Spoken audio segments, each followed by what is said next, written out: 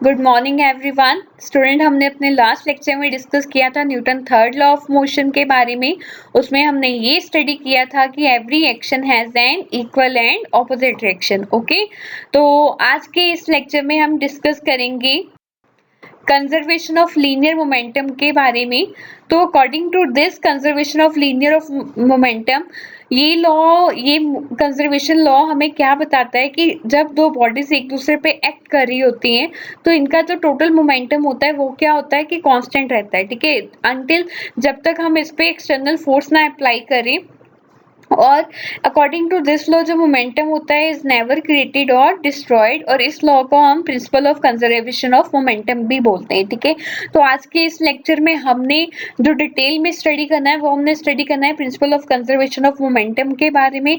इसमें हमने इसका डेरिवेशन डिस्कस करना है और साथ में हमने इसका एक एप्लीकेशन भी डिस्कस करेंगे, that is recoil velocity of a gun. Okay, so let us start with the derivation of principal of conservation of momentum. For this, we have considered two bodies. Suppose the first body mass having m1 and the velocity is u1, and the mass of second body is m2 and velocity of second body is u2. Here the u1 and u2 are initial velocity of body 1 and body 2. Okay, तो अब मान लीजिए ये दो bodies आपस में थोड़े time के लिए कोलाइड होती है। ठीक है, तो ये एक दूसरे पर फोर्स एक्सर्ट करेंगे according to Newton third law of motion. Okay, तो ग्रे वन जो सेकंड बॉडी है वो फर्स्ट वन पे अप्लाई करेगी, तो ये कौन सी फोर्स अप्लाई करेगी, F2। और जो येलो बॉडी है वो ग्रे पे फोर्स एक्सर्ट करेगी, तो वो कौन सी फोर्स एक्सर्ट करेगी, F1। ओके, तो स्टूडेंट्स हम मान लेते हैं जो मास ऑफ फर्स्ट बॉडी है वो क्या है, m1 है, जो इसका इनिशियल वेलोसिटी है वो क्या है, u1 है, और जो फाइनल वेलोसिटी है वो क्या है, v1 है। इसी तरह से जो mass of first second body है वो क्या है, m2, initial velocity first body second body का क्या आएगा, u2, और फाइनल वेलोसिटी क्या आएगा, v2 आएगा। ठीक है, अब हम बात करेंगे मोमेंटम की। तो जो मोमेंटम है वो बिफोर कोलिजन क्या आएगा, m1 u1 प्लस m2 u2। Why m1 u1 प्लस m2 u2? स्टूडेंट्स वही ऑल नो हमने पहले भी डिस्कस किया हुआ है इस बारे में कि जो लीनियर मोमेंटम होता है उसे p से डिनोट करते हैं, और p क्या होता है, मास इनटू वेलोसिटी। तो यहाँ पे हम जो बात करें वो हम बात करें बिफोर कोलिजन की। तो बिफोर कोलिजन से पहले उसका जो इनिशियल वेलोसिटी था वो क्या था, u था।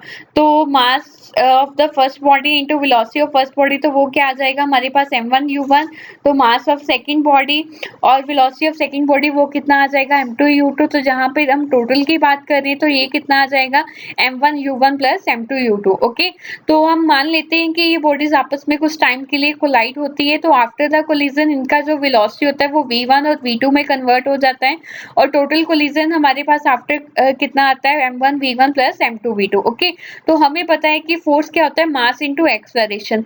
तो अगर मैं यहाँ पे एक्सेलरेशन की वैल्यू निकालना चाहती हूँ तो यहाँ पे एक्सेलरेशन की वैल्यू हम दो बॉडीज के लिए निकालेंगे, एक फर्स्ट बॉडी के लिए, एक सेकंड बॉडी के लिए। ओके, तो फर्स्ट बॉडी के लिए जो एक्सेलरेशन निकालेंगे उसे हम डिनोट करेंगे a1 के साथ।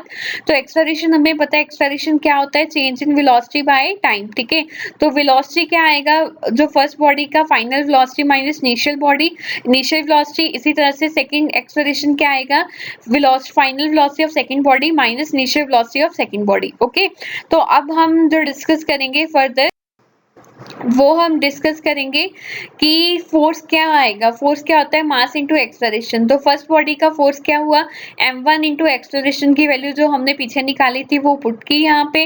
इसी तरह से फोर्स 2 आ जाएगा। ठीक है, तो हमें पता है कि जो हमारा Newton third law of motion है वो क्या बोलता है कि जो एक्शन एंड रिएक्शन है वो क्या है, इक्वल एंड ऑपोजिट है। ठीक है, तो हम ये लिख सकते हैं कि F1 is equal to minus F2। तो यहाँ पे हम इसकी वैल्यू पुट करेंगे। वैल्यू पुट करने के बाद आप देखोगे जब आप इसको सॉल्व करोगे तो आपका आंसर आएगा m1 v1 plus m2 v2 is equal to m1 u1 plus m2 u2। what does it mean? it means जो हमारा सम ऑफ फाइनल मोमेंटम है दो बॉडीज का, that is m1 v1 plus m2 v2, वो किसके equal आएगा, sum of momentum of initial momentum of two bodies, that is m1 u1 plus m2 u2। Next हम जो डिस्कस करेंगे वो हम डिस्कस करेंगे example that is based on the principle of conservation of momentum.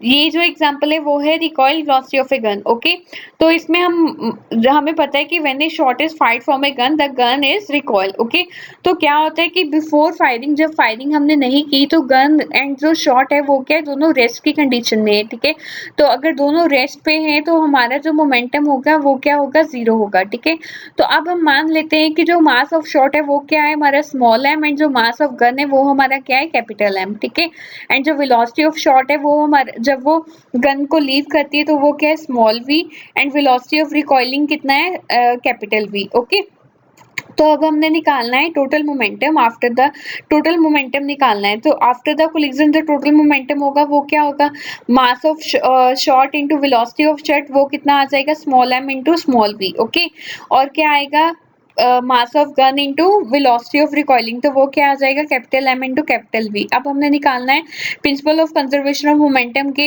According हमने total momentum निकालना है। तो हमें पता है कि before collision is equal to after collision. ठीक है, तो आफ्टर कोलिजन का वैल्यू क्या है, small M small V plus capital M M capital V is equal to 0। ठीक है, तो यहाँ से आपका आंसर क्या आ जाएगा, capital M capital V is equal to minus M V. तो आपने क्या निकालनी है, वेलोसिटी निकालनी है, कैपिटल वी निकालना है, तो वो कितना आएगा, minus M V divided by M. Okay, तो ये जो नेगेटिव साइन है ये इंडिकेट करता है कि जो हमारी गन है वो रिकॉइल करती है opposite direction to the shot. Okay, तो this is the last topic of second B, that is the principle of conservation of linear momentum.